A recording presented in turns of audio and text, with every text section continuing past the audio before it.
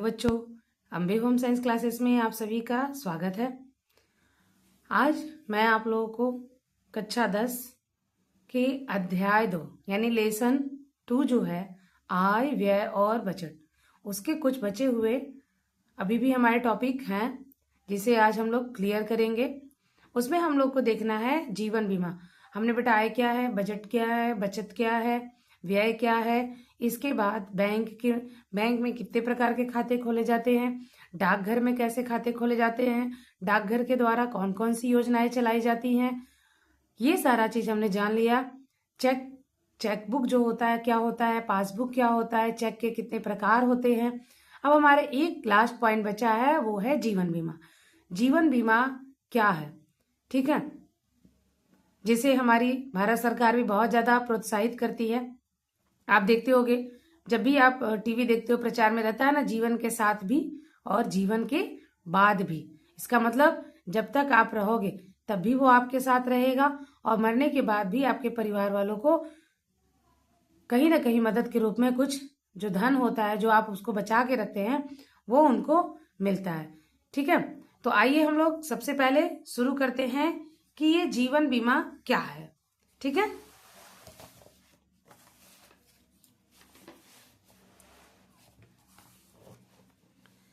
देखो बेटा, डाकघर की जो स्थापना हुई थी वो 1882 में हुई थी। इस चीज को आप लोग थोड़ा सा याद रखिएगा। और एनएससी जो होता है वो हमेशा 10 के गुणांक में होता है, यानी 10, 100, 10 रुपए, 100 रुपए, 1000 रुपए, 10,000 ऐसे में खाते खोले जाते हैं। अब इसके बाद हम लोग को आज जो पढ़ना है वो है हमारा जीवन बीमा। क्या हमें पढ़ना है? जीवन बीमा। ठीक है, जिसे हम बोलते हैं लाइफ इंश्योरेंस। ये जीवन बीमा जो है बेटा, इसकी स्थापना 19 जनवरी कब हुई थी बेटा? 19 जनवरी, ठीक है, 1956 में संसद के अधिनियम द्वारा सितंबर महीने में ये अपना कार्य जो है करना शुरू कर दी। ठीक है, तो जीवन बीमा की स्थापना कब हुई थी? 19 जनवरी 1956। इसका उद्देश्य क्या है? परिवार का संरक्षण, वृद्धावस्था में सहायता यानी आर्थिक रूप से सहायता, लोन लेने में मदद। इसके बाद आपके न रहने पर आपके परिवार के जो भी भरण पोषण के लिए या उनकी आवश्यकताओं को पूरा करने के लिए उन्हें कुछ न कुछ धन उपलब्ध कराना। ठीक है, एलआईसी जो होता है बेटा, इसके कई प्रकार होते हैं। आजीवन बीमा, सीमित भुगतान जीवन बीमा, बंदोबस्ती जीवन बीमा। ये जो है बेटा, ये सबसे ज्यादा प्रचलित है। हम सब ज्यादातर बंदोबस्ती जीवन बीमा करते हैं। ठीक है, द्विबंदोबस्ती जीवन बीमा, इसके बाद संयुक्त बंदोबस्ती जीवन बीमा और विशेष बंदोबस्ती जीवन बीमा योजना। ये सारी आपके क्या है? एलआईसी के प्रकार हैं। आपको बेटा जीवन बीमा से ज्यादा कुछ नहीं पूछता है, आपसे यही पूछेगा कि जीवन बीमा क्या है। तो आप बस इतना ही बताइए, जीवन बीमा की स्थापना कब हुई थी और ये क्या कार्य करता है। इसमें क्या होता है, व्यक्ति कुछ पैसे बचा करके 6 महीना या साल भर में या फिर हर महीने वो क्या करता है, कुछ धन अपने जो सेविंग अकाउंट के होते हैं वो जीवन बीमा में जमा करता है। अब वो कौन सा कर रहा है बीमा, जो है वो किस प्रकार का बीमा कर रहा है, उसके हिसाब से क्या करते हैं, जो भी उन्होंने अपने धन को बचाया है उस धन को बीमा के रूप में जमा कर दिया। जमा करने के बाद क्या करता है, गवर्नमेंट उन्हें अनेक प्रकार की सुविधाएं उपलब्ध कराता है। इसमें बोनस भी मिलता है। जो आपका जीवन, देखिए यहाँ पे है ना, जीवन बीमा पॉलिसी, बहुत प्रकार की जीवन बीमा पॉलिसी होती है। ये महिलाओं द्वारा, गृहिणियों के लिए, बच्चों के लिए, बच्चों की शिक्षा के लिए, बच्चों की शादी के लिए, यानी बहुत प्रकार की है। तो आपको इतना ज्यादा जानने की जरूरत नहीं है, बस आप इतना जानो जीवन बीमा क्या है, उसके प्रकार क्या है। ठीक है, और जीवन बीमा के जो लाभ है वो, बाकी आपको इसमें से कुछ ज्यादा पूछता नहीं है। बचत विनियोग के अन्य साधन, देखिए बेटा, अभी हमने बैंक देखा, डाकघर देखा और जीवन बीमा देखा, लेकिन इन तीनों के अलावा और भी हमारे ऐसी चीजें हैं जहां पर हम अपने बचत को सुरक्षित रख सकते हैं। सो पहला है सरकारी भविष्य निधि योजना, जनरल प्रोविडेंट फंड। क्या है? सरकारी भविष्य निधि योजना, जनरल प्रोविडेंट फंड। ये क्या है बेटा? ये भविष्य योजना, यानी जो भी व्यक्ति, ये किन के लिए होता है? जो सरकारी नौकरी करते हैं, उनके नौकरी का जो वेतन होता है, उस वेतन का कुछ परसेंट पैसा उनके खाते से कट जाता है, और वो पैसा कहाँ चला जाता है? उनकी भविष्य निधि योजना के लिए, और वो हर महीने कटता जाता है और वहां पर जुड़ता जाता है। धीरे धीरे जब व्यक्ति रिटायर होने की कगार पर आता है या रिटायरमेंट करता है, तो उसे एक मोटी रकम मिल जाती है, जिससे वो अपने वृद्धा अवस्था को सुरक्षित भी रख सकता है, अपने लिए घर भी बनवा सकता है, अपनी आवश्यकताओं को पूरा भी कर सकता है। तो ये क्या है? सरकारी भविष्य निधि। ये किसके लिए होती है बेटा? जो लोग सरकारी नौकरी करते हैं। इसके बाद है सार्वजनिक भविष्य निधि योजना। ये पब्लिक प्रोविडेंट फंड स्कीम है। इसकी यह योजना जो है 1972 से 73 में शुरू की गई थी, और इसकी ये जो योजना होती है बेटा, ये कहीं भी काम करने वाले कर्मचारी, व्यापारी, कोई भी इसका लाभ उठा सकता है। जनरल मतलब ये सबके लिए है। क्या दिया? सॉरी, पब्लिक यानी ये आम लोगों के लिए। ऐसा नहीं बेटा जो सरकारी नौकरी करने वाले हैं सिर्फ उन्हीं को ही लाभ मिले, जो कहीं और भी प्राइवेट नौकरी करते हैं या कोई व्यापार का काम करते हैं तो उनको कैसे हो? तो उनके लिए आपका पब्लिक प्रोविडेंट फंड स्कीम किया जाता है शुरू। इसमें जो होता है, जो भी योजना आप जमा की गई धनराशि पर चक्रवृद्धि ब्याज प्राप्त होती है, तथा यह राशि आयकर से मुक्त होती है। आपका जो सार्वजनिक होता है भविष्य निधि योजना, इसके बाद सरकारी भविष्य निधि योजना और LIC, ये कुछ ऐसी जो कार्य होते हैं बेटा, उस पे क्या होता है, जिन लोगों का आप सुनते हो ना, जो महिलाएं होती हैं, अगर उनका 7 लाख के ऊपर सैलरी है साल की, तो उनका टैक्स कटता है। पुरुषों का अगर 5 लाख है तो उनका टैक्स कटता है। तो ये टैक्स क्या है? सरकार क्या करता है, उन जो भी सरकारी नौकरी करने वाले लोग होते हैं उनके कुछ धन को टैक्स के रूप में ले लेता है, क्योंकि सरकार को भी तो विकास के कार्य करने हैं, तो उनको धन चाहिए। ऐसा तो नहीं है बेटा कि हमारे यहाँ बैंक है तो हम नोटों की बौछार लगा देंगे, नहीं, हर चीज का एक नियम होता है। तो सरकार क्या करता है, जो जैसा कमाता है उसके हिसाब से उसे टैक्स देता है। उसी टैक्स के द्वारा वो रोड बनवाना, सड़क बनवाना, बाढ़ जब आता है तो बाढ़ पीड़ितों को राहत प्रोवाइड करना, इसके बाद पेंशन देना, अनाज वितरण, ये सारे कार्य जो होते हैं वो उन्हीं टैक्स के पैसों से होता है। ठीक है? तो अगर आप ये योजना करते हो तो आपका जो टैक्स लगता है वो कम लगेगा। यानी आप जो ये पैसे जमा कर रहे हो ना, सरकार को कहीं ना कहीं डायरेक्टली या इनडायरेक्टली उनको कहीं ना कहीं फायदा हो रहा है। तो इसकी वजह से सरकार को क्या होता है, थोड़ा सा फायदा हो जाता है। तो वो क्या करता है, आम पब्लिक को इस चीज में छूट दे देता है, जिससे पब्लिक के जो पैसे कटते हैं वो कटते नहीं है। आप किसी को जैसे आप किसी को डोनेट भी करते हैं, अनाथालय हो गया, वृद्धाश्रम हो गया, या कैंसर विभाग हो, या किसी विभाग में, अगर आप कोई भी पैसा डोनेट करते हो, आप उसे कागजी रूप में डोनेट करिए, उसके बाद आप उसे जमा कर दीजिए, तो आपका जो टैक्स लगता है वो टैक्स नहीं लगेगा। तो इस तरह से लोग क्या करते हैं, अपना काम भी कर लेते हैं और अपना फेम भी बना, यानी अपना नाम भी बना लेते हैं। इसके बाद है बेटा अनिवार्य भविष्य निधि योजना, PF। PF जो होता है बेटा, ये गैर सरकारी संस्था है, अर्ध सरकारी संस्था है, जो कॉलेज, फैक्ट्री में कर्मचारी होते हैं, जो प्राइवेट नौकरी करने वाले लोग होते हैं, उनके लिए होता है PF, प्रोविडेंट फंड। ठीक है? इसके बाद है यूनिट ट्रस्ट ऑफ इंडिया। ये आप जरूर देखना बेटा कि ये यूनिट ट्रस्ट ऑफ इंडिया क्या है, UTI, इसको हम शॉर्ट में क्या बोलते हैं, UTI, unit trust of India. ये बचत करने का एक विश्वसनीय संस्था है। इसमें मासिक आय योजना, यूपीएल तथा अन्य जमा योजना के लाभ बचत निवेश करके उठाया जा सकता है, और इसकी कीमत 10 रुपए से होती है, परंतु इसका क्रय विक्रय मूल्य घटता बढ़ता हमेशा रहता है, एक जैसा नहीं रहता है। फिर सरकारी ऋण समिति, कंपनियों के शेयर आप सुनते हो बेटा, आजकल लोग क्या कर रहे हैं, सोने पे बहुत ज्यादा इन्वेस्ट कर रहे हैं ना, सोना खरीद लेते हैं, जिसकी वजह से आज सोने की महंगाई बहुत ज्यादा हो गई है, जो आम पब्लिक नहीं सोच सकता है बनवाने के लिए। सोने का दाम या चांदी का दाम इतना ज्यादा ग्रोथ क्यों कर रहा है, इतना ज्यादा बढ़ क्यों रहा है? क्योंकि जो पैसे वाले लोग होते हैं ना बेटा, वो क्या कर रहे हैं, सोना और चांदी पे पैसा खर्च करते हैं, वो ज्यादा मात्रा में खरीदते हैं। तो जहां पर जिस चीज की मांग ज्यादा होती है वहां पर क्या होता है, उस चीज में बढ़ोतरी अपने आप हो जाती है, यानी वो चीजें महंगी हो जाती है।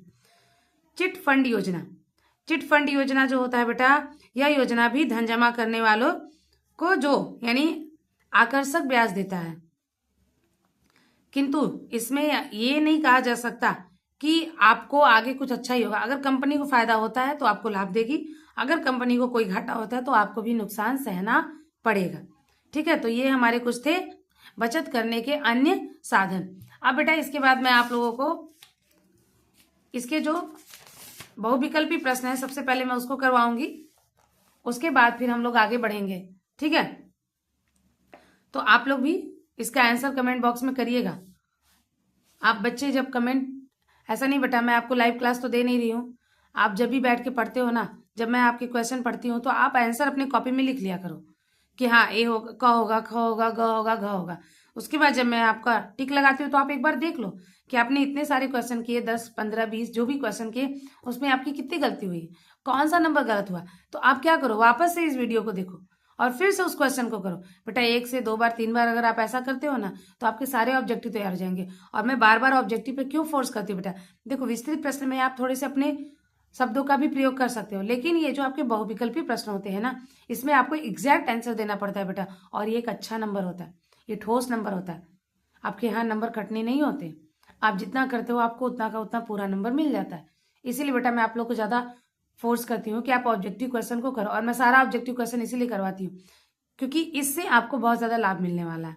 ठीक है, तो आप सारे बच्चे कॉपी ले लीजिए, पेन ले लीजिए पहले, उसके बाद फिर मैं करवाती हूँ। आप सारे लोग कॉपी लीजिए, आप मैं जैसे ही पढ़ती हूँ आप ऑप्शन पर टिक लगा लीजिए, या फिर आप ऑप्शन जो भी है उसको लिख लीजिए। जब मैं बताती हूँ तो आप मिलाइए, देखिए आप कितना सही कर रहे हो और कितना गलत। इस तरह से आपकी प्रैक्टिस भी हो जाएगी बेटा और आपकी तैयारी भी अच्छी हो जाएगी। ठीक है, तो चलिए हम लोग शुरू करते हैं। पहला क्या है, जीवन बीमा योजना का मुख्य उद्देश्य है। मैंने आप लोगों को पढ़ाया था ना अभी, जीवन बीमा जस्ट मैंने अभी पढ़ाया, तो उसका उद्देश्य क्या है, आकस्मिक कार्यों के लिए धन उपलब्ध कराना, शादी विवाह के लिए धन उपलब्ध कराना, बीमा धारक को आर्थिक सुरक्षा प्रदान करना, अन्य बचत योजना से अधिक लाभांश प्रदान करना। अब बताइए यहां पर क्या होगा, ऑप्शन ग आपका, यानी देखिए यहाँ पे क्या पूछा है, जीवन बीमा योजना का मुख्य उद्देश्य क्या है। तो बेटा यहाँ पे जीवन बीमा का मुख्य उद्देश्य पूछा है, तो बीमा धारक को आर्थिक सुरक्षा प्रदान करना। अब इस आर्थिक सुरक्षा में आपका सब आ जाएगा, आकस्मिक कार्य के लिए, शादी विवाह के लिए, अन्य बचत योजना करके। तो यहाँ पर आपका ऑप्शन क्या होगा, ग सही होगा। दूसरा है बेटा, बचत आर्थिक सुरक्षा का साधन है, किसके लिए, स्कूली बच्चों के लिए, पड़ोसियों के लिए, स्वयं एवं आश्रितों के लिए, मेहमानों के लिए। बताइए यहाँ पर क्या होगा, देखिए बेटा स्कूली बच्चों के लिए तो ठीक है, पड़ोसियों के लिए, मेहमानों के लिए नहीं। अगर आप सबको देखो तो स्वयं और आपसे जुड़े आपके जो परिवार के अन्य सदस्य जो आप पर आश्रित हैं उनके लिए, यानी यहाँ भी हमारा ऑप्शन ग सही होगा। सरकारी कर्मचारी को सेवानिवृत्ति के उपरांत प्राप्त होता है। अगर आप कोई भी सरकारी नौकरी कर रहे हैं तो करने के बाद जब आप रिटायर हो जाते हो तो क्या मिलता है, मैंने क्या बताया, पेंशन। क्या मिलता है, पेंशन, यानी घ हमारा सही होगा। संचयिका, अभी हमने पढ़ा था ना, संचयिका बचत खाता किसके लिए होता है बेटा, तो स्कूल जाने वाले बच्चों के लिए। किसके लिए होता है बेटा, स्कूल जाने वाले बच्चों के लिए। किसी शुभ अवसर पर दिया जाने वाला चेक कौन सा होता है, बताइए, ये तो बहुत आसान है। किसी शुभ अवसर पर हम क्या देते हैं, उपहार, तो वहां पे कौन सा चेक होगा, उपहार चेक। राष्ट्रीय बचत पत्र किसकी योजना है, बताइए, पढ़े थे ना अभी आप लोग, किसकी योजना है, डाकघर। ये बैंक या जीवन बीमा की योजना नहीं है, डाकघर की योजना है। बचत किया जाता है, बचत किया जाता है मतलब कोई ना कोई उद्देश्य होगा, क्यों हम बचत करते हैं, क्या अनावश्यक खर्चों को बढ़ावा देने के लिए, भविष्य के आकस्मिक एवं अनावश्यक खर्चों के लिए, अत्यधिक सुख भोगने के लिए, भरपूर मनोरंजन के लिए। देखिए बेटा कहीं ना कहीं ये सारी चीजें सही हैं, लेकिन अगर हम देखते हैं सुख के लिए, मनोरंजन के लिए, अनावश्यक खर्च के लिए, हाँ बात सही है, इन सब के लिए हम बचत करते हैं, लेकिन यहाँ पर हमारा सबसे सटीक अगर आंसर है तो भविष्य के आकस्मिक और अनावश्यक खर्चों के लिए, तो हमारा घ सही होगा। ठीक है, 8वां है, निम्नलिखित में कौन सी वस्तु पूंजी नहीं है। पूंजी मतलब क्या होता है, आपकी एक तरह से कहो तो कोई भी मोटी कमाई, मोटी रकम या मोटी सामग्री जिससे आप इन्वेस्ट करते हो, तो कौन सी पूंजी नहीं है। 10 रुपए का नोट, फैक्ट्री भवन, टैक्सी और औजार। देखिए बेटा औजार के द्वारा हम धन नहीं बचाते हैं, ना ही हम औजार को कहीं रख देते हैं कि चलो आप मेरा औजार रख लो और आके मेरा 10 दिन काम कर लो, ऐसा नहीं है बेटा। तो ये सब चीजें हैं, लेकिन औजार नहीं है। बचत सुरक्षित रखने के लिए प्रमुख साधन क्या है? क्या है बताइए? पड़ोसी को घर रखना, बॉक्स में रखना, या कोई नहीं, या फिर बैंक में? बेटा अगर पड़ोसी घर भी रखेंगे तो वो सुरक्षित नहीं है, और बॉक्स में भी रखना, वो पैसा रखे रखे ही रह जाएगा, वो बढ़ेगा नहीं, ठीक, भले ही घट जाए। तो यहाँ पे हमारा क्या है? बैंक में जमा करके। किसान विकास पत्र योजना, अब बताइए किसान विकास पत्र योजना कहाँ से चलाई जाती है? मैंने आपको पिछले वीडियो में बताया था ना बेटा, ये इंपॉर्टेंट है, आप इसे जरूर देखो। तो कहाँ पे चलाई जाती है? डाक खाने। किसान विकास पत्र डाक खाने द्वारा। किस चेक के बाएं तरफ 2 समानांतर रेखा होता है? मुझे उम्मीद है मेरे बच्चों को आ रहा है, आप लोग अपने कॉपी में टिक भी लगाए हो। क्या होता है बेटा? Cross check. इसे ही हम क्या बोलते हैं? ये जो है क्रॉस चेक, ठीक है। क्रॉस चेक में आपके क्या होती है? 2 समानांतर रेखाएं खींच जाती है, इसे ही हम रेखांकित चेक भी कहते हैं। अगला है बचत की आवश्यकता है किसके लिए? मनोरंजन के लिए, बंगला खरीदने के लिए, भविष्य के आकस्मिक खर्चों के लिए, सब। देखो बेटा यहाँ पे अगर सब दे दिया तो हम सबको करेंगे, नहीं तो फिर हम इसी को करते हैं, भविष्य के आकस्मिक खर्चों के लिए। लेकिन यहाँ पे क्या दिया है? सब। तो ये भी हम करते हैं, ये भी करते हैं, और ये भी करते हैं, ठीक है। चलिए अब आगे बढ़ते हैं। अगला है आपका पारिवारिक बचत का माध्यम। किसके द्वारा आप जो भी बचत करते हो उसको बचा के रखते हो? तो डाकघर, जीवन बीमा, प्रोविडेंट फंड योजना, या सब। तो बेटा देखो यहाँ पर हम सबके द्वारा अपने धन को बचा कर रखते हैं, तो हमारा ऑप्शन घ सही होगा।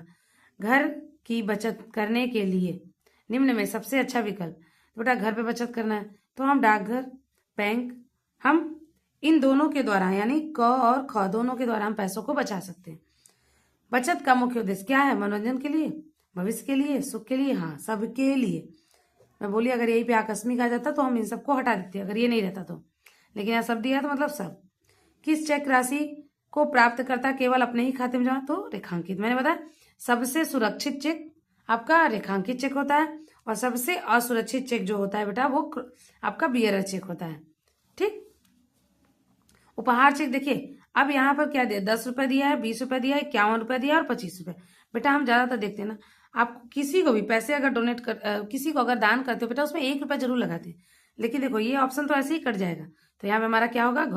अब अगर यहाँ पे 11 दिया होता या 21 दिया होता तो हम उसको पहले देते प्रियोरिटी, लेकिन यहाँ पे नहीं है, जमाने के हिसाब से ये भी बदल रहा है ना, अब वो 11 और 21 का जमाना नहीं है। अगला है पारिवारिक आय का स्रोत हो सकता है, क्या हो सकता है? वेतन, पेंशन, मजदूरी, या फिर सब।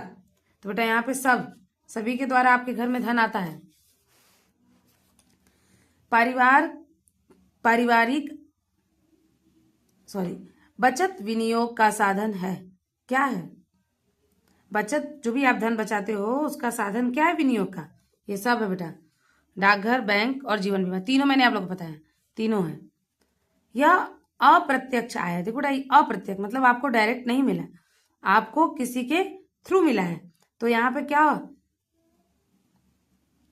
है? अप्रत्यक्ष आय मतलब आप कहीं काम कर रहे हो तो उसके बदले में जो धन मिलता है वो नहीं। आप कहीं अगर ऊंचे पद पे काम कर रहे हो और उसके बदले आपको सुख सुविधा मिले, जैसे गाड़ी, नौकर, बंगला, तो वहां पे क्या है? यहाँ जहां मैंने क्या बताया बेटा, अप्रत्यक्ष, जहां भी निःशुल्क होगा वो आप समझो अप्रत्यक्ष है। फिर इसके बाद है पारिवारिक आवश्यकताओं की पूर्ति के लिए उपयोग किए जाने वाले धन को क्या कहते हैं? जो भी पारिवारिक आवश्यकता की पूर्ति मतलब हम क्या कर रहे हैं, वहां पे व्यय कर रहे हैं, तो हम उसे क्या बोलेंगे? पारिवारिक व्यय। निम्नलिखित में कौन सा सबसे सुरक्षित चेक है? क्या है सबसे सुरक्षित चेक? वाहक चेक नहीं, क्रॉस चेक, रेखांकित चेक। वरिष्ठ नागरिक जमा योजना खाता खोला जा सकता है। बेटा वरिष्ठ नागरिक किसको कहते हैं? जो 60 वर्ष के ऊपर हो जाते हैं, ठीक है। आय व्यय के संतुलन हेतु कौन सा साधन उपयुक्त है? देखो बेटा ये भी मैंने आप लोग बताया, हमेशा मासिक बजट बनाना चाहिए, हमेशा सुरक्षित रहता है, वार्षिक बजट या साप्ताहिक बजट नहीं। अब लास्ट क्वेश्चन है हमारा, एंजल के अनुसार कम आय वर्ग के परिवार की आय का अधिकांश प्रतिशत व्यय किस मद पर होता है? तो किस पर सबसे ज्यादा खर्च करते हैं? वो भोजन। आय जैसे जैसे उनकी बढ़ती जाती है उनका खर्च जो होता है वो भोजन पर ज्यादा होता चला जाता है, ठीक है। तो आज आप लोगों के जो भी इंपॉर्टेंट पॉइंट बचे थे वो मैंने कर दिया, ऑब्जेक्टिव हो गया। अब नेक्स्ट वीडियो में मैं आप लोगों के जो लॉन्ग क्वेश्चन, शॉर्ट क्वेश्चन और मिनी शॉर्ट क्वेश्चन है वो सारा मैं करवा दूंगी। तो अब बच्चे, अभी जिनका भी हाफ ईयरली एग्जाम है वो बच्चे अच्छे से तैयारी करो। आपके 2 लेसन कंप्लीट। अभी देखो किसी किसकी स्कूलों में तो बहुत ज़्यादा सिलेबस नहीं खत्म हुआ होगा, बहुत ज़्यादा हुआ होगा तो 5 लेसन या 6 लेसन, बहुत ज़्यादा अगर तो 7। ठीक है, तो आप बच्चे क्या करो ना, कम से कम जो भी आपके अगर जहाँ नहीं एग्जाम स्टार्ट हो, बच्चा उन लोगों को तो मैं और भी ज़्यादा दे दूंगी, लेकिन जहाँ एग्जाम स्टार्ट हो रहा है या हो गया है, आप लोग अगर 2 लेसन अच्छे से पढ़ लेते हो ना बेटा, तो कम से कम इतना नंबर तो पाओगे कि आप एक अच्छे कैटेगरी में आ जाओगे। ठीक है, तो आज के लिए बस इतना ही बेटा। आप वीडियो को सब्सक्राइब करिए, शेयर करिए, कमेंट करिए, ताकि मुझे भी थोड़ा मोटिवेशन मिले। तो आप सारे बच्चे मन लगाकर पढ़िए। आज के लिए बस इतना ही बेटा, धन्यवाद।